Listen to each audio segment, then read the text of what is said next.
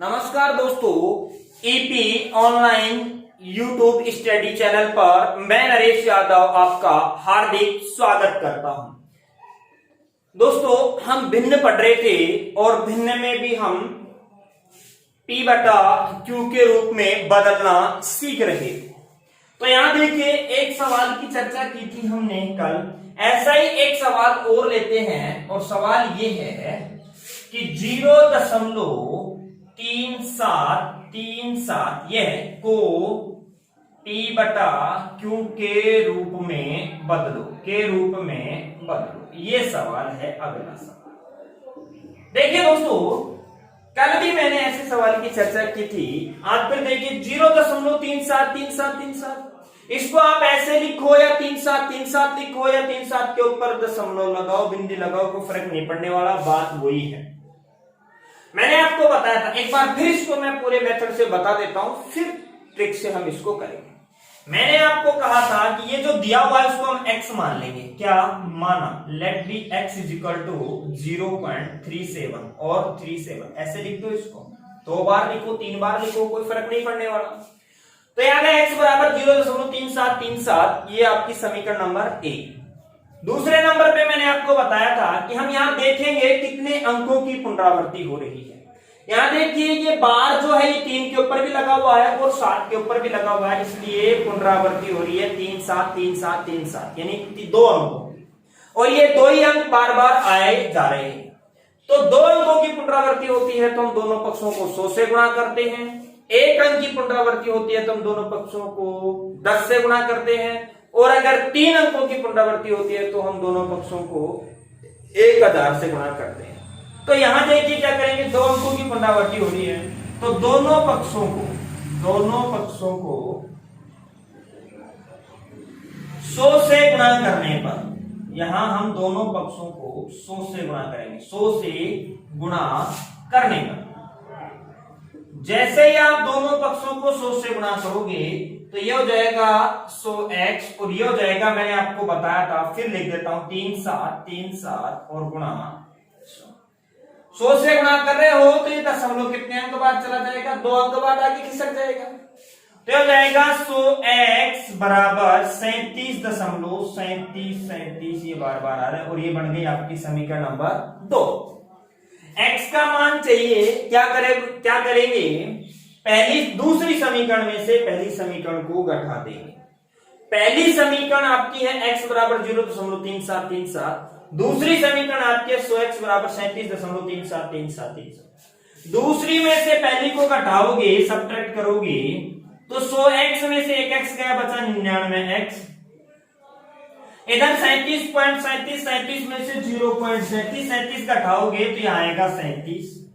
x का मान चाहिए, x बराबर आ गया 37/99, यही आपका आ गया इसका P बटा Q का।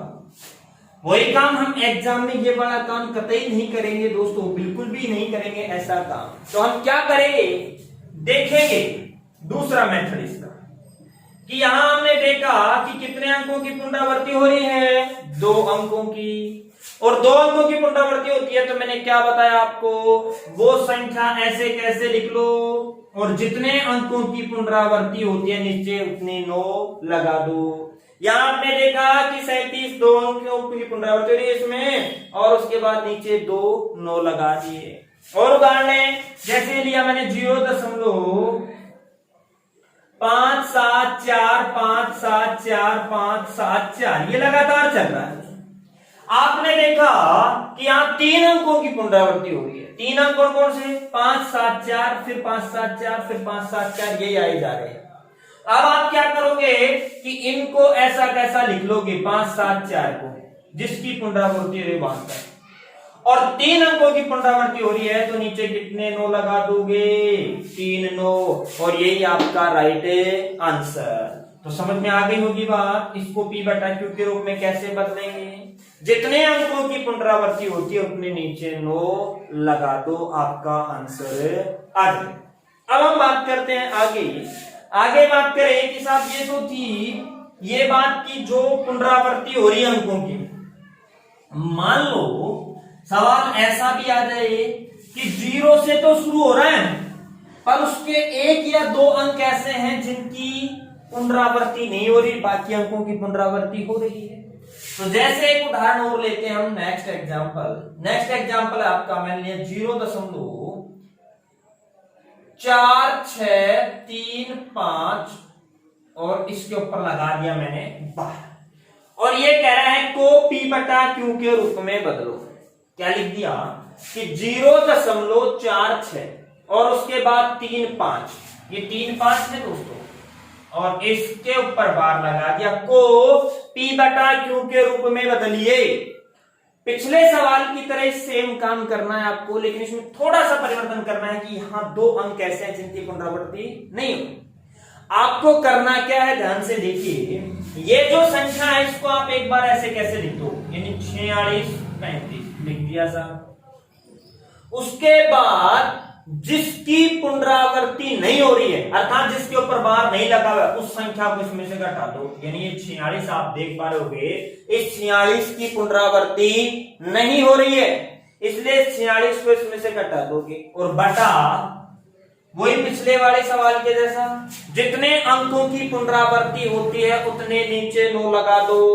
यहां 2 अंकों की पुनरावृत्ति हो रही है, नीचे 2 9 लगा दिए, और जितने अंकों की पुनरावृत्ति नहीं हो रही है उतनी 0 लगा दो। ये लो साहब, उतनी 0 लगा दी। यहां 2 अंकों की पुनरावृत्ति हो रही थी, जो क्या था 3 5 यानी 35, उसके स्थान पे हमने लगा दिए 2 9। उसके बाद 2 अंक ऐसे थे जिनकी पुनरावृत्ति नहीं हो रही है, उसके स्थान पे लगा दिया हमने 00। 2 अंकों की नहीं हो रही थी, 2 0 लगा दिया, 3 अंक की नहीं होती, 3 0 लगा देते। अब क्या करेंगे, को घटा देंगे। 4635 में से 46 को घटा दीजिए आप। 4635 में से 46 को हटाओगे, देखिए 5 में से 6 नहीं जाता, इसलिए 15 हो गया। 15 में से 6 गया, कितना बचा 9। यहां 2 गया, 12 12 में से 4 गया, कितना बचा 8। यहां 5 बचा, ये ऐसा का ऐसा और ये भी ऐसा का ऐसा, और बटा कितना 9900। और यही आपका क्या होगा दोस्तों, उत्तर होगा। अगर ये कट रहा है किसी समान पाड़े से तो इसको काट देंगे, अदरवाइज कोई जरूरत भी नहीं। तो इस प्रकार के सवाल को कैसे हल करेंगे कि ये जो संख्या है उसको ऐसा कैसा लिख लेंगे, जिस अंकों की या जितने अंकों की पुनरावृत्ति नहीं हो रही है उतने इसमें से घटा देंगे। यानी यहां देखा 46 की पुनरावृत्ति नहीं हो रही है तो 46 हमने क्या कर दिया, घटा दिया। उसके बाद नीचे वही काम, जितने अंकों की पुनरावृत्ति होती है उतने क्या लगा देंगे, 9 लगा देंगे, और जितने की नहीं होती है उतने की क्या लगा देंगे, 0 लगा देंगे। उसके बाद क्या घटाया तो 4589 बटा 9900। कट रहा है काट देंगे, नहीं कट रहा है तो कोई जोर जबरदस्ती नहीं करनी है। अगला उदाहरण और देखिए, नेक्स्ट एग्जांपल की ओर बात करें, जैसे 0.2475 और इसके ऊपर लगा दिए दशमलव या बिंदु। इसका मतलब क्या हुआ कि यहां 475 की पुनरावृत्ति हो रही है, 475 बार बार बार बार आ रहा है। तो अब क्या करेंगे, वही काम जो पिछले सवाल में किया था कि यहां ये 2475 है, इसको ऐसा कैसा लिख लो, जितने अंकों की पुनरावृत्ति नहीं हो रही है वो उसमें से घटा दो, केवल 2 ही है जिसकी पुनरावृत्ति नहीं हो रही है, और बटा जितने अंकों की पुनरावृत्ति होती है उतने लिख दो नीचे 9, और जितने की नहीं होती है उतने इसमें से उतने लिख दो 0। एक की नहीं हो रही हमने लिख दिया 0। अब क्या करेंगे, 2475 में से 2 घटाएंगे, बचेगा 2473 और बटा